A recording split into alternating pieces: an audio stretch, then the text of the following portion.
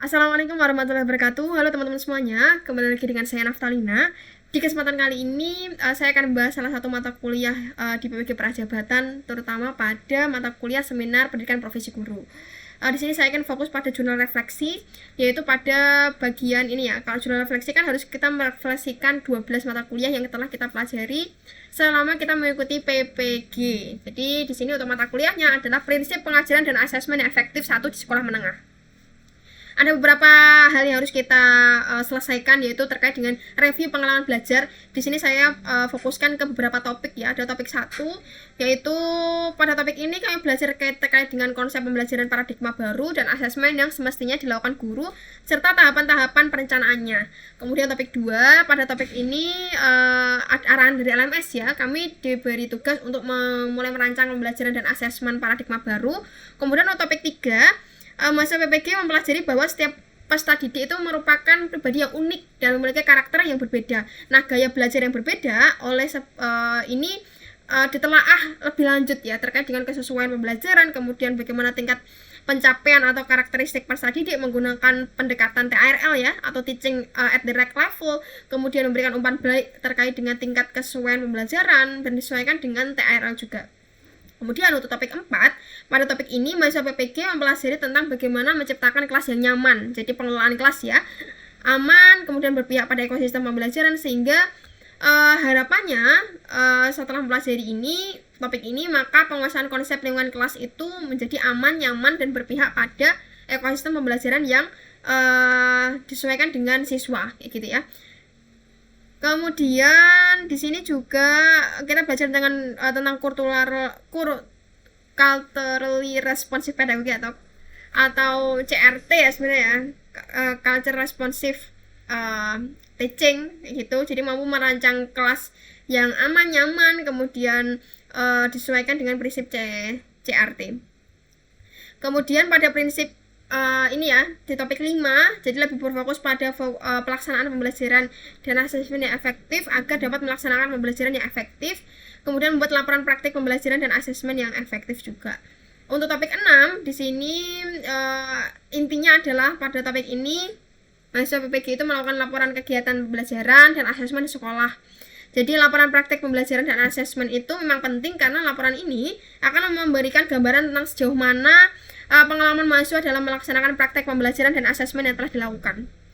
Pengalaman ini barangkali terkait dengan bagaimana mahasiswa menjelaskan pembelajaran paradigma baru yang telah dilakukan di sekolah. Bagaimana prinsip-prinsip pembelajaran paradigma baru telah mahasiswa implementasikan di sekolah.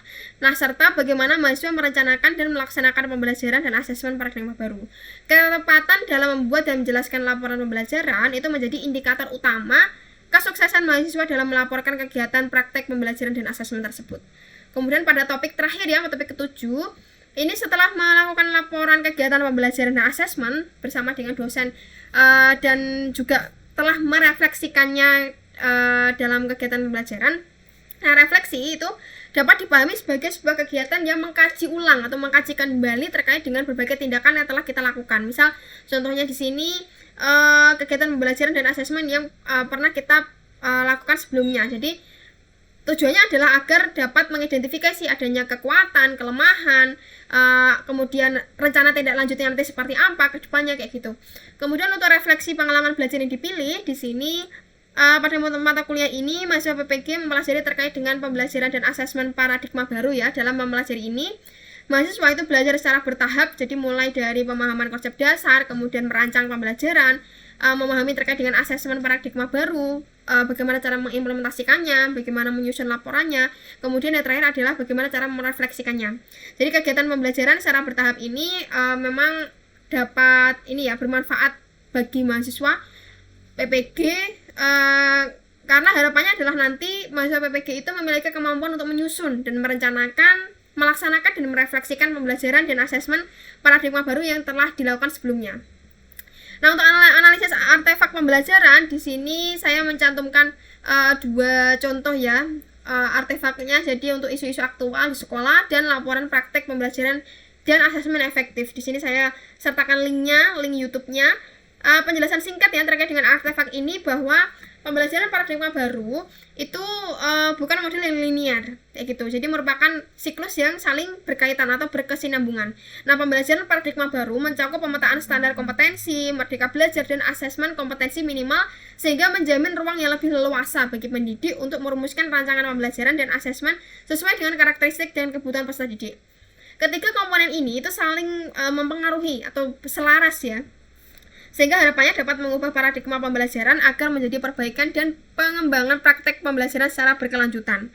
Pada pembelajaran paradigma baru, kita kenal ada P3 yaitu profil pelajar Pancasila, berperan menjadi penuntun arah yang memandu segala kebijakan dan pembaruan dalam sistem pendidikan Indonesia, termasuk pembelajaran dan asesmen.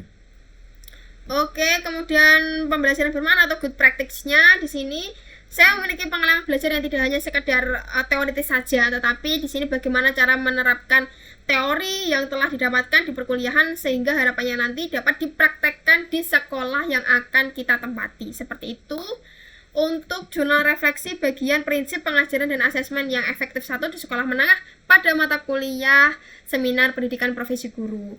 Seperti itu teman-teman semuanya ya. Semoga bermanfaat teman-teman. Jangan lupa like, comment, dan subscribe. Jangan lupa klik lonceng notifikasinya agar teman-teman tidak ketinggalan tentang video yang saya update kayak gitu. Oke? Semangat terus untuk para pejuang PPG Prajabatan. Semoga diberikan kelancaran, kemudahan, kemudian diberikan berkah barokah. Oke semuanya. Saya tutup ya. Ditunggu video berikutnya aja. Oke? Terima kasih. Wassalamualaikum warahmatullahi wabarakatuh. See you in the next video. Oke?